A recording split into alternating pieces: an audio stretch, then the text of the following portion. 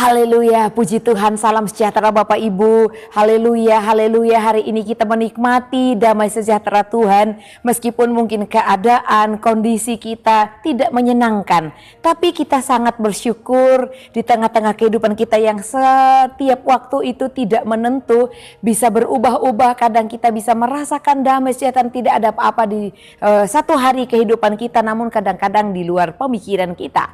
Namun tidak mengurangi semangat kita untuk terus nikmati Tuhan melalui kebenaran firman Tuhan. Rise up, bangkit, bergerak, berdampak. Terus katakan dalam hidup kita Bapak Ibu Saudara, rise up, biar kita terus bangkit, bergerak dan berdampak bagi diri kita, bagi orang lain, terutama bagi Kristus. Mari nikmati firman Tuhan di dalam Roma pasal 5. Bapak Ibu, ini adalah ayat-ayat firman Tuhan yang luar biasa untuk kita renungkan ya.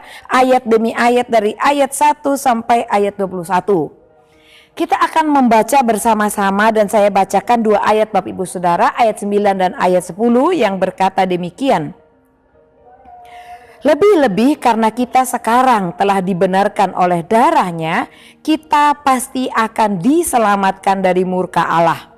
Sebab jikalau kita ketika masih seteru diperdamaikan dengan Allah oleh kematian anaknya, lebih-lebih kita yang sekarang telah diperdamaikan, pasti akan diselamatkan oleh hidupnya. Haleluya, puji Tuhan Bapak Ibu Saudara. Nah, kadang-kadang ada juga anak-anak Tuhan atau orang yang sudah menyatakan diri Kristen tapi masih punya pertanyaan. Dan apakah pertanyaan ini juga menjadi pertanyaan bagi kita bersama Bapak Ibu Saudara?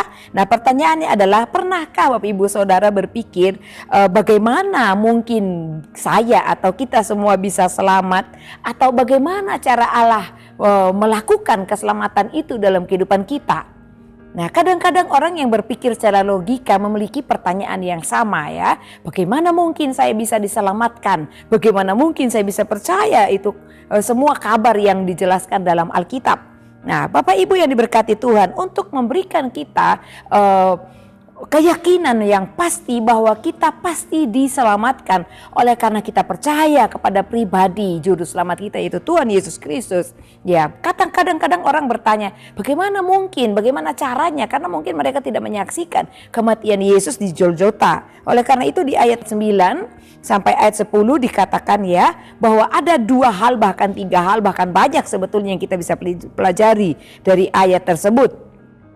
Di dalam Roma 5 ayat 9 dan 10 ini Bapak Ibu memberikan jawaban yang luar biasa bagi saya dan Bapak Ibu Saudara sekalian, bahwa kita menerima keselamatan atau kita diselamatkan bukan karena kita baik, bukan karena kita cukup sempurna, tapi karena Kristus sudah mengorbankan dirinya bahkan ketika kita masih musuh Allah, masih berdosa, dikatakan ya di ayat 10a, bahkan di ayat 8. Ketika kita di ayat 10a dikatakan kita menjadi orang yang menjadi seteru Allah, menjadi musuh Allah. Dan juga ketika kita masih berdosa, Tuhan sudah mengerjakan karya keselamatan di ayat 8. Bapak Ibu, gak ada orang sebaik Yesus. Bayangkan, kita itu masih berdosa, tapi Dia sudah memberikan keselamatan. Bukan karena kita sudah bertobat sehingga kita dia lakukan, Dia kerjakan keselamatan bagi kita, namun sebelum kita bertobat. Oleh karena itu Tuhan Yesus sangat membuka pintu lebar-lebar bagi orang yang mau bertobat, karena memang sudah diampuni, diberikan keselamatan oleh Tuhan Yesus melalui pengorbanannya, kematiannya di atas kayu salib. Sehingga ketika orang mau bertobat, ya bertobat saja Bapak Ibu Saudara. Kita sudah tinggal terima apa yang Tuhan sudah lakukan bagi kita semua. Nah, untuk meyakinkan kita ya dari pertanyaan tadi bahwa kita pasti diselamatkan, dari dua ayat tersebut kita dapat melihat, yang pertama, kita dibenarkan oleh darah Yesus, dikatakan ya. Kita diselamatkan, kita dibenarkan oleh darahnya. Ayat 9, kita dibenarkan oleh darahnya. Rasul Paulus di sini menyatakan bahwa kita telah dibenarkan oleh darah Yesus.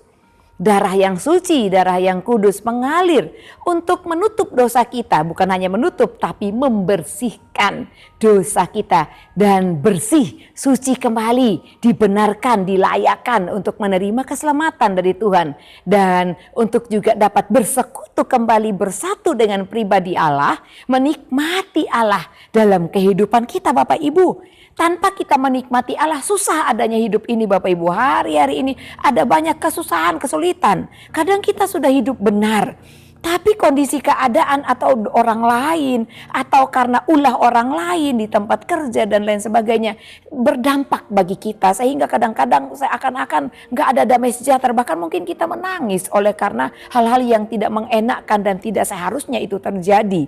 Tapi datangnya dari orang lain. Nah, ini hal-hal kondisi yang tidak memungkinkan untuk kita selalu nikmati damai sejahtera dalam hidup kita. Namun keselamatan yang Tuhan Yesus sudah lakukan itu segala-galanya bagi kehidupan saya dan Bapak Ibu Saudara sekalian. Nah, darah Yesus, ya darah Kristus bukan hanya menutupi dosa kita, tetapi menghapus murka Allah yang seharusnya menimpa hidup kita orang-orang berdosa. Memberikan pengampunan atas dosa kita dan juga menghapus murka Allah atas orang berdosa. Tidak lagi mendapatkan murka Allah, namun adalah kasih, pengampunan, berkat, pemulihan, bahkan keselamatan yang kita terima dari Allah, yaitu pribadi Tuhan Yesus Kristus. Nah, dalam kehidupan kita Bapak Ibu, mari kita terima pembenaran yang sudah dikerjakan oleh Yesus Kristus di atas kayu salib. Ini adalah dasar damai sejahtera kita dengan Allah, di mana Allah perbaharui segala sesuatu yang membuat kita terluka dan hidup terpuruk. Dia berikan damai sejahtera melalui keselamatan karya Kristus yang sudah dilakukan bagi saya Bapak Ibu Saudara sekalian. Dan bagian yang kedua, bagaimana ya kita bisa yakin bahwa kita ini pasti diselamatkan. Tadi dikatakan kita diselamatkan oleh darah Yesus yang sudah memberikan menyucikan hidup kita dari dosa. Yang kedua, kita diperdamaikan ketika kita masih seteru dengan Allah, masih berdosa. Ayat 10a, ayat 8a. Paulus menekankan bahwa kita pernah menjadi musuh Allah, orang berdosa yang sebenarnya tidak layak, hanya layak dibuang, dicampakkan ke dalam penghukuman. Namun ya kita melihat bahwa Allah itu berbeda dengan pemikiran manusia. Tapi justru ketika kita masih menjadi seteru Allah, masih berdosa, masih melukai hati Allah, Dia sudah rela terlebih dahulu mati menebus dosa kita. Oleh karena itu Bapak Ibu yang diberkati Tuhan, Allah memiliki kedamaian yang luar biasa, dan kedamaian Allah itu Dia berikan dalam kehidupan kita supaya kita damai selama kita hidup di dalam dunia ini, meskipun kita sudah percaya kepada Tuhan, karena tetap ada yang namanya kerikil-kerikil kecil yang kita harus lewati dalam kehidupan kita. Tapi kita tidak akan pernah melewatinya sendiri, sebab Yesus sudah berjanji barang siapa yang percaya kepadanya, Dia ada dalam hidupnya. Dia akan memberikan kekuatan, ketenangan, kedamaian, bahkan Dia turut merasakan apa yang kita rasakan. Oleh karena itu Bapak Ibu, melalui kematian Yesus di atas kayu salib, membayar segala sesuatu yang tidak baik menjadi baik dalam kehidupan kita. Dan ini juga menunjukkan kasih Allah yang luar biasa. Ada banyak lagu ya, Kau tunjukkan kasih setiamu Tuhan. Allah menunjukkan kasih yang luar biasa bagi kita. Kasih yang tidak menunggu kita berubah, tetapi kasih yang datang ketika kita masih atau dalam saat kita belum layak. Tuhan itu sudah menunjukkan kasih-Nya. Yang ketiga, kita pasti diselamatkan melalui, kita diselamatkan oleh hidup-Nya. Ayat 10b. Dikatakan kita itu diselamatkan oleh hidup Yesus. Bapak Ibu, kita tahu kisah Yesus. Dia mati, disalibkan, dikuburkan, tapi bangkit dari kematian. Dia hidup kembali dan Dia terangkat ke surga untuk menyediakan tempat bagi Bapak Ibu saudara sekalian yang percaya kepada Tuhan Yesus, menjadikan Yesus sebagai Tuhan dan Juru Selamat kita pribadi. Dikatakan kita diselamatkan oleh hidup Yesus Kristus, tidak hanya mati untuk kita, tetapi bangkit dan hidup dan menjadi imam besar bagi kita semua. Dalam Ibrani 7 ayat 25 dikatakan ya, hidupnya menjamin kita tetap dalam keselamatan sampai akhir. Kita tidak hanya selamat dari dosa-dosa masa lalu kita, tapi dikuatkan untuk hidup baru hari ini.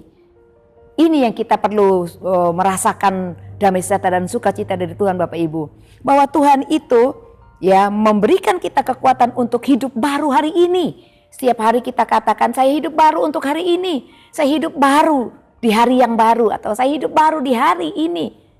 Ini luar biasa Bapak Ibu ya, penyertaan Tuhan itu sempurna bagi Bapak Ibu saudara sekalian dan saya.